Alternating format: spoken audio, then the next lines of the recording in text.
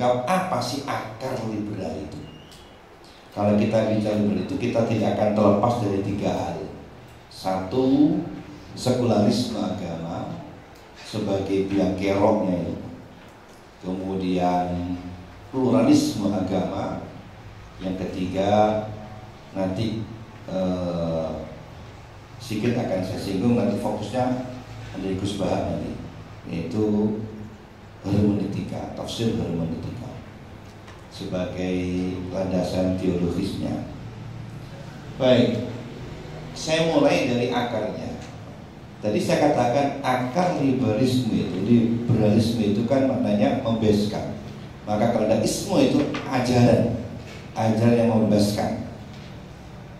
Jadi karena tadi kan di ciri khas liberal itu mereka tidak terikat dengan yang sawabi, ya. Tidak ada yang sawabi. Kenapa bisa begitu? Ini akarnya.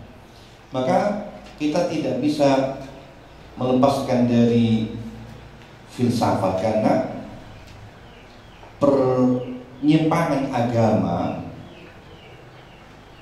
dalam liberalisme ini itu tidak terlepas dari sejarah mengenai filsafat.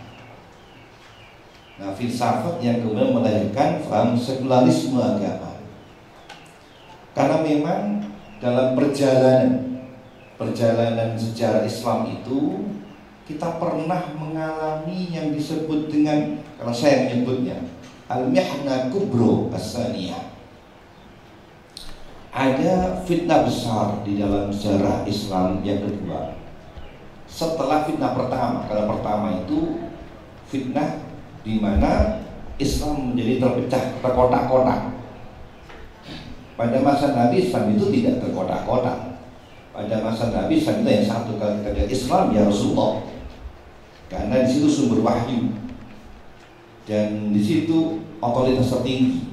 Tidak ada yang paling tinggi di dalam otoritas menafsirkan agama kecuali Rasulullah. Kenapa? Karena wa ma yantiqu 'anil hawa in huwa illa wahyu. Rasul itu ketika menyampaikan faham agama tidak terlepas daripada wahyu. Jadi sinyalnya nyambung terus, belum putus sinyalnya. Nah, begitu Rasul wafat, sudah putus, maka kemudian terjadi mihna pertama. Mihna pertama ini bermula dari konflik politik di dalam umat Islam. Terjadi peristiwa-peristiwa politik yang berkaitan kekuasaan. Karena memang orang Arab itu punya fitrah, ya, punya karakter kesukuan yang tinggi. Jadi orang Arab itu paling kuat dalam memegang kesukuan. Maka dalam orang Arab itu suku itu menjadi harga diri yang tidak dapat dibeli dengan apapun, sehingga mereka seringkali perang gara-gara suku. Nah, terjadilah benturan dari situ. Mula-mula antara Ansor dan Muhajirin. Ketika Rasul wafat, belum Rasul dimakamkan, sudah ada kasak kusuk mengenai siapa pengganti Rasul. Terjadilah peristiwa di Saqifah Bani Sa'idah. Dapat diselesaikan dengan baik, sudah dikendalikan oleh Abu Bakar As-Siddiq. Selesai. Apa yang terjadi saat Abu Bakar As-Siddiq menjadi khalifah? Ada dua tugas pertama. Yang pertama berkaitan pecahan umat Islam.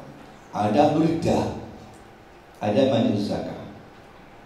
Ini menunjukkan bahwa ternyata umat Islam ketika Rasul masih hidup tidak 100% imannya kuat, rapuh sebagiannya.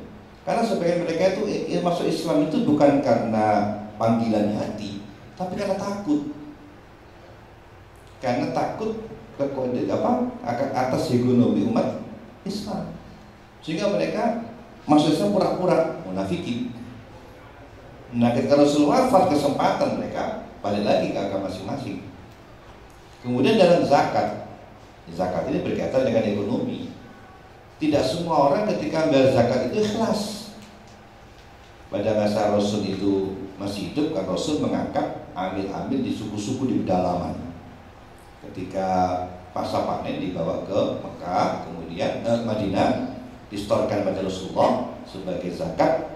Dan Rasul mendoakan, khudz min amwalihim shadaqah tutahhiruhum wa tuzakkihim biha inna sholli alaihim inna sholataka sakan lahum. Kata dan ayat khudz min amwalihim shadaqah, ambil dari mereka zakatnya, tutahhiruhum wa tuzakkihim biha wa sholli alaihim, doakan mereka. Kenapa? Inna sholataka sakan lahum, karena doa kamu itu menjadi penenang mereka. Artinya mereka kita doakan senang. Doa Rasul tentu berkah, pulang habis zakat panennya melimpah, terus begitu. Nah ketika Rasul wafat, orang yang awalnya itu sudah tidak ikhlas dalam berzakat berjalin. Di Quran itu kan ada perintah wasolli alaihim. Sholli itu kan sudah maksudnya Rasulullah, yang doakan sudah meninggal kan, berarti tidak ada kewajiban zakat. Kalau saya sekarang zakat, saya bawa ke Madinah, saya hantar kepada Abu Bakar Siddiq, bukan Nabi. Dungu ini gak berkata Nabi, maka berarti sudah tidak ada kewajiban zakat. Muncul sudah mulai perpecahan, keengganan untuk patuh kepada khalifah. Terus berlanjut sampai puncaknya terhubungnya Sayyidina Umar, Sayyidina Utsman, sampai dari perang Jamal dan seterusnya. Jadilah percak-pecah, muncul Khawarij sama Rawafid. Ini mihnah kubra al-ula. Yang pertama, dilatar belakangi oleh kepentingan politik. Maka politik menjahat. Perpecahan umat Islam itu yang pertama gara-gara politik. Maka sepanjang sejarah umat Islam akan diombang-ambingkan oleh politik. Dan khususnya runtuhnya khalifah-khalifah Islam di dunia ini, terakhir khilafah Utsmaniyah, juga karena politik. Perpecahan umat Islam di Indonesia juga karena politik. Sampai muncul cebong sama apa itu? Kampret juga karena politik. Sampai sekarang juga karena politik. Jadi itu mas sejarah. Ya sudah bawaannya lah, kira-kira begitulah. Jadi memang kita memang sering diombang-ambing. Kenapa? Sejarah pertama perpecahan umat Islam karena faktor kepentingan politik sampai berdarah-darah. Untung di negara kita tidak berdarah, hanya cukup dengan kampret dan cebong saja. Mudah-mudahan tidak sampai berdarah dan dengan amal Allah dan bersatu umat Islam Indonesia ini.